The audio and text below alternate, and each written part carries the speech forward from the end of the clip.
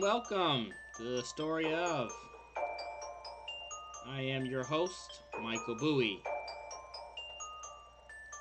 Manny, you gonna go ahead and introduce yourself? First of all, a couple things to get out the way.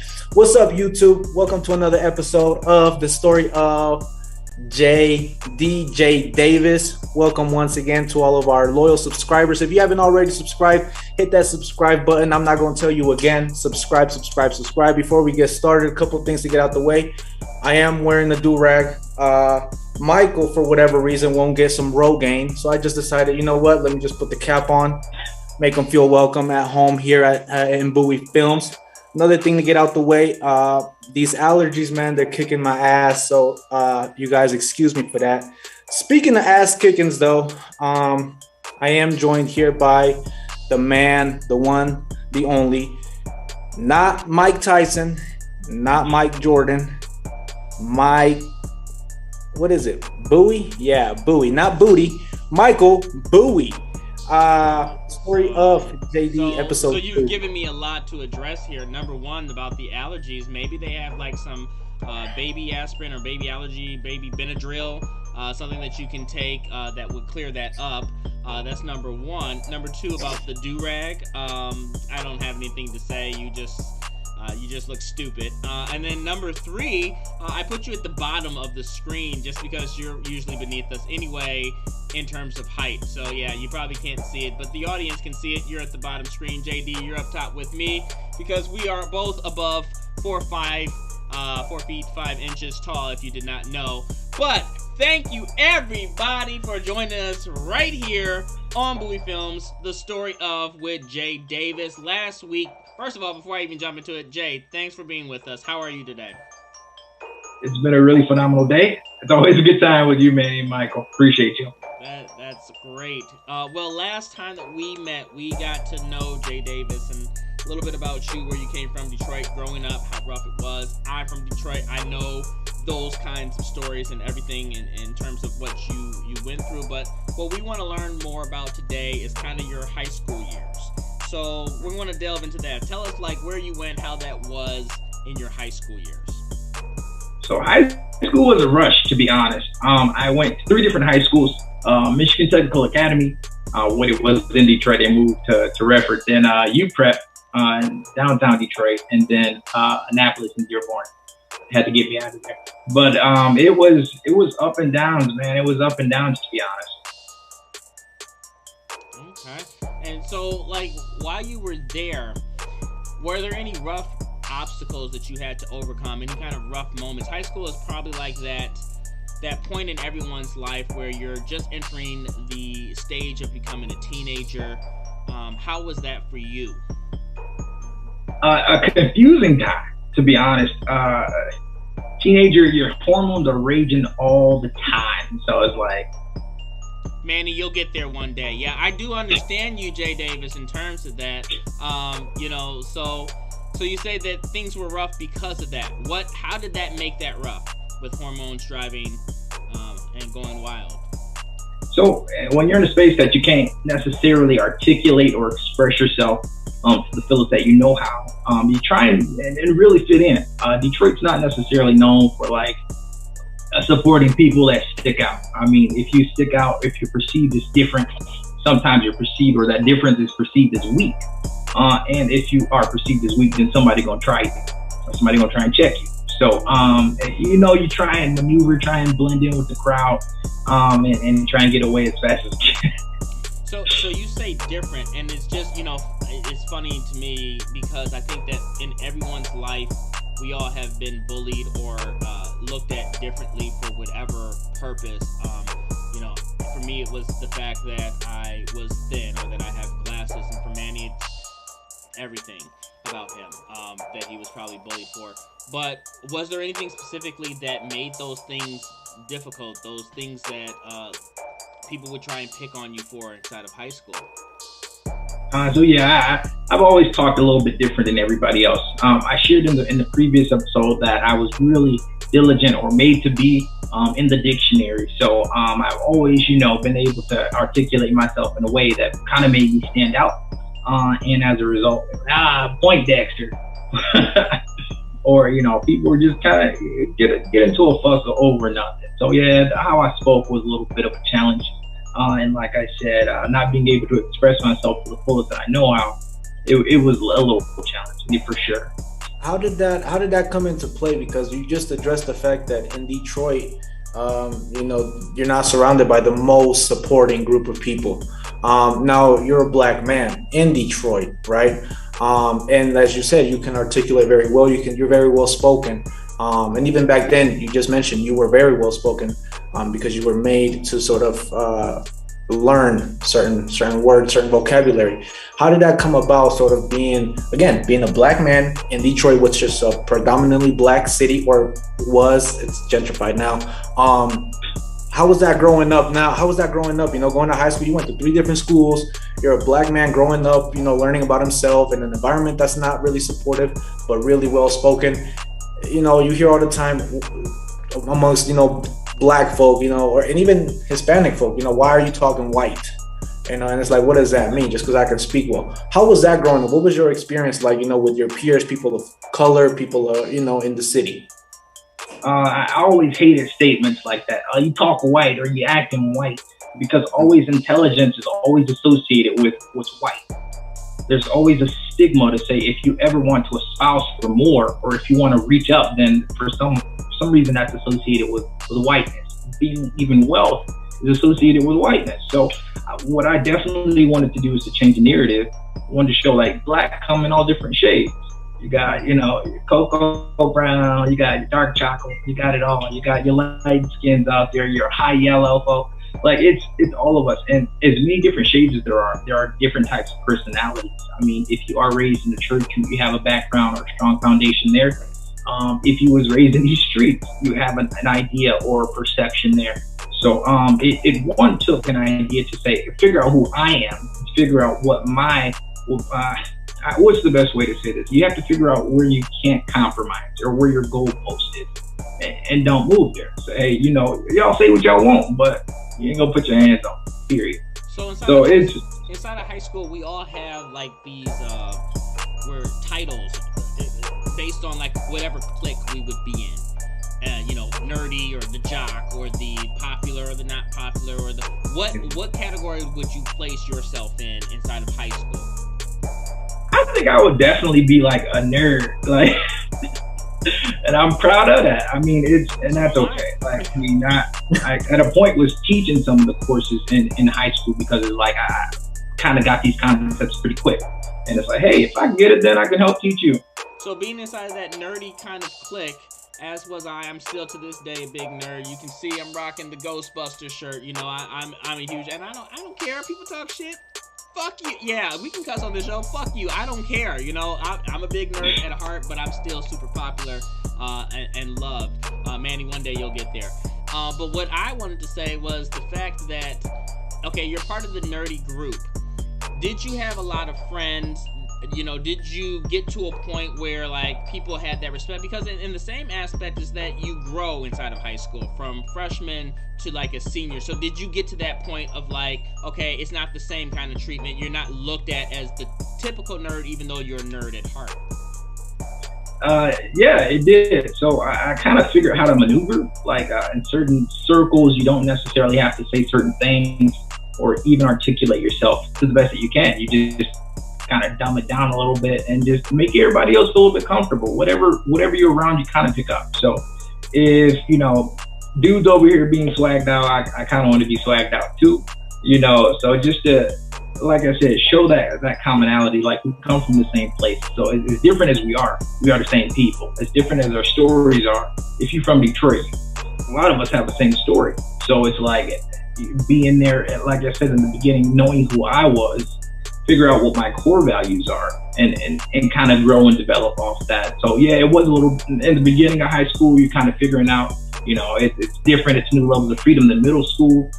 A lot of fun, new people that I was meeting, because it's a different school every year, so that was a little tough. But at the same time, it's like I always enjoyed having new experiences. So it was like I found my clique, my tribe, my group. Because what I was gonna ask is it really tied in to what Michael was asking. I went to high school in Ann Arbor. That's also in Michigan. And my experience was, that transition from middle school to high school is like, first, everybody wants to be sort of the same. Everybody wants to be exactly alike. And then you get into high school and everybody wants to be completely different, right? Everybody wants to be different in any way, shape, or form. Get a piercing here, get a piercing there, get it whatever, right? You, for whatever reason, right, you were already sort of different. Was that your experience to where you got to high school and people wanted to be different? Or was it like people still sort of picked on you? I mean, Michael made that lame ass joke about bullying me, but did people pick on you once you got to high school for being different, whatever that means? So of course everybody, busting jokes all the time, but it wasn't really as malicious as younger. Like, I mean, of course, being different, you got maybe one or two folk that are just like, they ain't rocking with you, period. They don't care. The sun is up, they hate you. But like, it's a lot of people that they kind of learn to like you. They feel like where you are, where you're from. I mean, everybody have like a predisposition or an idea of who they think a person is based on what you look like, based on how you talk, based on all of that. But if you can say like, hey, yo, we have the same story, or hey, we're the same people coming from the same place, then I think people can connect with that and really push forward. But I'm definitely not the same person going into high school and coming out. But did you ever have any like bad experiences? Like, and I don't want to cut you off, Michael, any bad experiences? Again, in Detroit, not the most supportive place. A lot of gang presence there, a lot of, violence there, unfortunately. Did you have that experience of like, people asking you like, where are you from? And you're like, you know what? I don't even need that lifestyle. Don't ask me that. Don't come at me with that. Did you have any bad experiences trying to explain that you did not fit into the normal black man standard? Not really. You kind of get that vibe. If we just sat down and talked for a hot second, this dude is a little bit different. But I mean, everybody know where everybody's from. So if I say I'm from Linwood, Puritan, you know where that is. Yeah, you know not to go there. Right. Everybody know you from P Rock, man. You straight. Joy Road, you straight. Like, I mean, everybody know like this is where we belong. This is where we don't. Go into certain areas, certain neighborhoods. That right more. Shout out to Brightmore. Appreciate y'all. Love y'all. But yeah, we ain't. Certain time, you know where to be. I think, Manny, you've been in that same position. You tell people to stay away from Sesame Street or where you're from.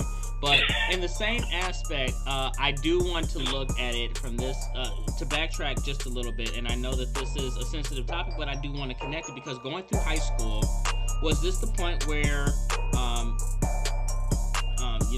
you lost your dad, or was that later in life, like the father that you were closest to, and or how did that pan out with your father being in jail? And I'm asking this because to go through all of this, it's always good to have that male role model. Did you have that with anybody as a father, whether it was a stepdad, whether it was your biological dad, throughout high school? And what kinds of things did they kind of distill in you or help you through or preach to you to kind of guide you through this high school experience? So just wanted to clarify before we move forward. So by the time I was in high school, Pops was not in prison anymore. He was already out, doing his own thing, reestablishing his own family and things, just moving forward, making his moves. So that wasn't that. But stepdad was definitely still very heavy in the life, helping be that role model. It's funny you use the word preach. As I mentioned in the last episode, he was a preacher.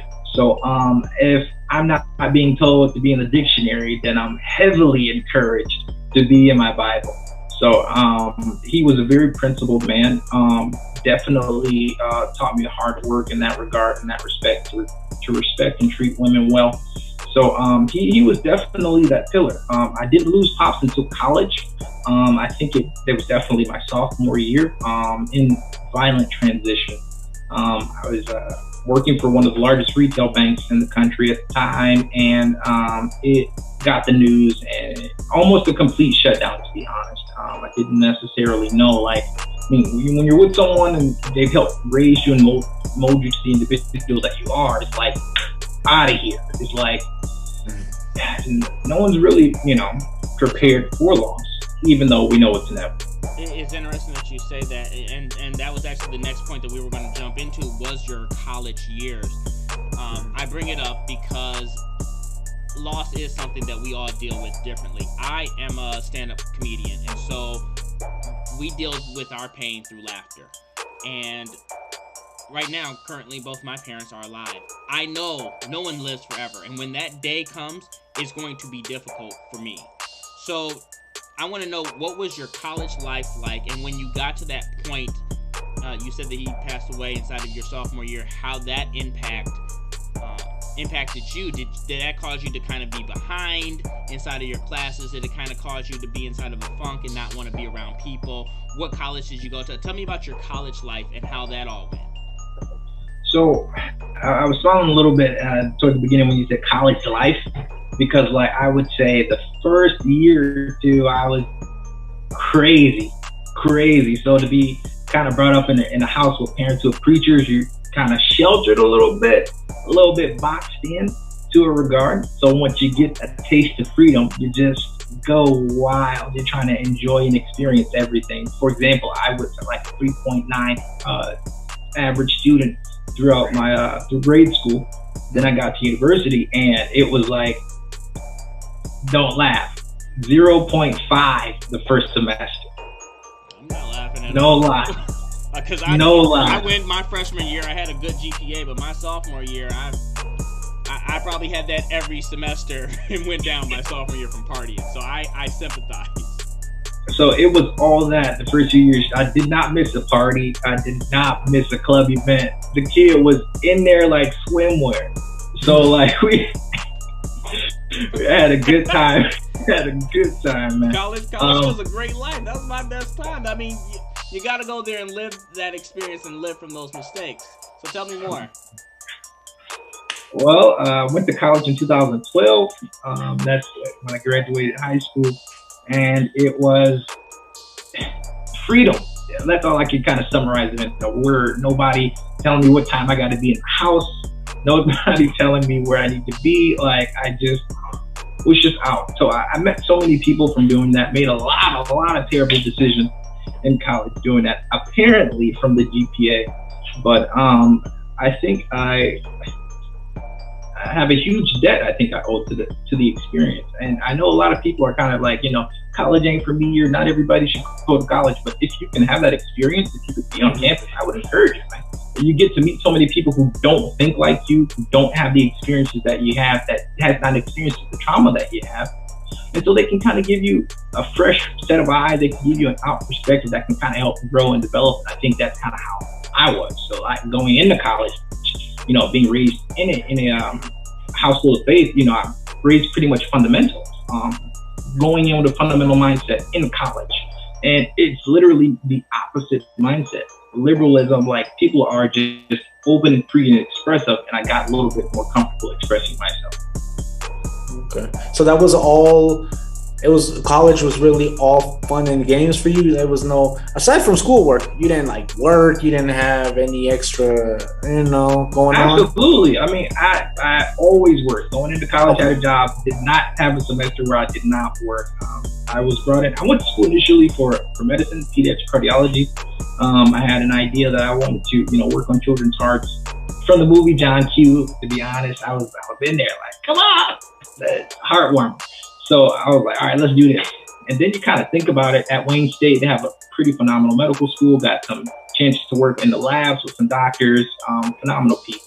But then it's just like, hey, if you could be in that position or responsible for, potentially the death of a patient, could you live with yourself? And I had to have a hard conversation. It was like, nah, that's not for me. So violently transitioned into banking. Shout out to my cousin.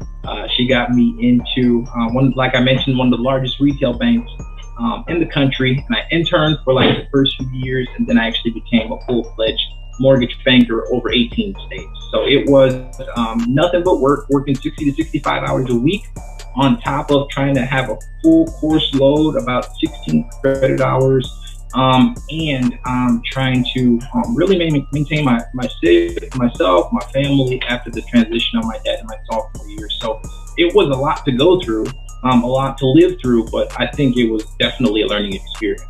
So put that into perspective for us when your father died, because you just went over that like it was nothing. Put that into perspective. I mean, you go to college, you're taking your classes, you're partying, your GPA drops, you're working, and your father dies. Put that into perspective. How does that happen? Where were you? Sort of like, Where were you when it happened? How did you feel? Put that into perspective for us. Yeah, it was. I was in my college dorm. It was over the summer, to be honest. So the semester like just ended, I think. And I get a phone call from my then grandmother, and she says, "Hey, we gotta go." And you can kind of tell in the tone of her voice that something's terribly wrong. My dad, like I mentioned in the last episode, had pulmonary issues in his lung. So he was always in and out of the doctor just to make sure that, he could breathe, and even tried homeopathic solutions. Tried everything that we could. He was on a waiting list to get new lungs, but that just, waiting list here in the country can be, you're just doing that. That was pretty tough. So the last time I saw him, he was in the hospital. We were talking a little bit. It was the plan that he was going to be out in a couple weeks. And then that's when she calls me to let me know that he passed. So it was anger and frustration. I tore up my entire dorm room. Nothing was in place. All they hear is a loud shout from down the hall. And my friends are like, "What's going on, bro? Like, what's going on?" And so grandma came and got me, came back to the house, and family was already here. So it was a very sombering experience. Almost hopelessness is kind of what tried to set in. But I kind of felt like if I allowed that to happen, then what he stood for would kind of, I feel like I would have disrespected that. So focus now is then like, hey, let me make sure my mom's is good, my sisters are good, and which I have 3, and my baby brother's okay. So that was kind of the perspective then. And, still trudging forward now. Well, you said that we all deal with death differently, and how, how when someone that's close to us passes, how that affects us. And you also said that you come from a family of like the church background, pastors and everything. Mm-hmm. So I know that for many people, they kind of lose hope. Did the passing of your father, did that cause you to walk away from the church or lose faith or anything? How did that affect you in that aspect? So obviously, well, like you said, we do, or mentioned earlier reference that we do handle loss different. So it was a faith shaker at best, I think. At worst, it was kind of like a "where is God?" Like, all right, so you're telling me, you're preaching to me that, God can heal. So why are you not well? So you start to ask fundamental questions and start to really question the faith. So that's definitely where I was. I definitely took a step back from the church. Like I said in the last episode, I was there almost every day in the week. Stopped going completely. And it really started while I was in college, but then more so after Pops passed. What do you mean by step back? Like you didn't go at all, or you went from every day to like maybe once a week or once every? Like what was the step back? I didn't go at all. For how long? It was a couple years. It was a couple years before I decided to go back. In my mind, I was like, I'm kind of done. I've done the church thing. I've seen how church people can act and how ugly and unsincere. Like I didn't want any more of it. I was really disheartened. Obviously, it started the passing of my pops, and then more so how you see people act once that protection isn't there. So it was a pretty ugly transition. Took a step back, but it really took my cousin, to be honest. Pretty much all of my uncles and aunts are preachers. My great granddad had 9 children, and so all of them are preachers in some capacity or another, and their children are doing the exact same thing. So it was really my cousin that kind of pulled me to the side and was like, "Hey man, I understand you've been going through so much, but it's time to kind of move forward. It's time to move forward." So I knew he loved me. I knew he didn't want anything bad for me. So I just knew like, hey, all right, let's get back at it. I have one more question just to backtrack. I'll give Michael the last word here, but you mentioned, when you found out your father passed away, when you got that phone call, you mentioned the first emotion that you felt was anger, and that you tore up your whole dorm room, and then you mentioned walking away from the church. Do you think it all stems from an anger towards who? Towards God, towards yourself? Why were you angry? What was that first emotion you felt? Anger towards who? Because as a man of faith, like you've said, you're definitely faced with some tough battles where your faith is questioned. So anger towards who or why? Angry at everyone, angry at myself, angry at God. Like, again, like, where is God in this situation, and why didn't he intervene? Angry with myself because, like, I wish I would have had the opportunity to spend more time. Angry with everybody else because everybody else acting a damn fool. So it was anger out of confusion, frustration, not understanding, like, next steps. So it was definitely the case. What do you mean by everybody acted a damn fool? Like, what is that? I mean, that could mean a lot of things. But what do you mean everybody acted a fool? I don't think anybody celebrated that event, man. So, like, what do you? No one celebrates that event at all. Right. It's just, you get to funerals, people tend to show out a little bit. So there was some. I won't go into too much detail, but there was some rowdy folks that security politely got in order. So. Yeah. It's just ironic, man, because that was actually the question I was going to ask, is being mad at who, but, I had that question and this other question, so I am kind of on that note. You said that you stepped away from the church, yet being somebody whose parents are pastors, how did they take that? Because, did they try and get you back in? Were they mad that you stepped away? So, yeah, they were a bit disappointed that I stepped away. But my mom was definitely understanding because, like I said, the root of that was the passing of my stepdad. So, to that regard, she's like, okay, take as much time as you need.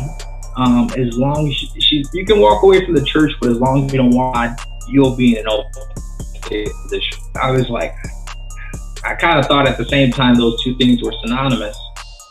Later, I found out, like, nah, definitely not. Well, that's very interesting, and that's a lot to take in. Like I said, I know that the day will come for all of us to lose both of our parents, and then that tables turn. If you have kids or other people, and then you leave this earth, as we all will, and how that impacts everybody, and to kind of deal with that on top. I did want to kind of ask more questions also with your father. You said he was out of prison, but I think that we'll save that kind of going into the next episode in terms of how that was inside of that time period as well. I think that we've learned a lot about you thus far, Jay Davis, and I'm looking forward to seeing what things have transpired inside of your life in the next episode. I want to thank you for being on as always. Manny, thanks for keeping it short. And I want to thank everybody for watching and tuning in. Please don't forget to like, comment, and subscribe. Hit that bell. Do all that jazz. Put a message inside of a bottle. Throw it in the water. Let it reach our shores. Maybe, I don't know, send up some smoke signals so that we can see it in the sky. Let us know what you guys think about the show. And if you guys want to be a guest on the show, feel free to check it out. Hit us up, and we will get you on. Jay Davis, thanks. JD, thanks for being here. And as always, we will check you guys out next week. Thanks, guys.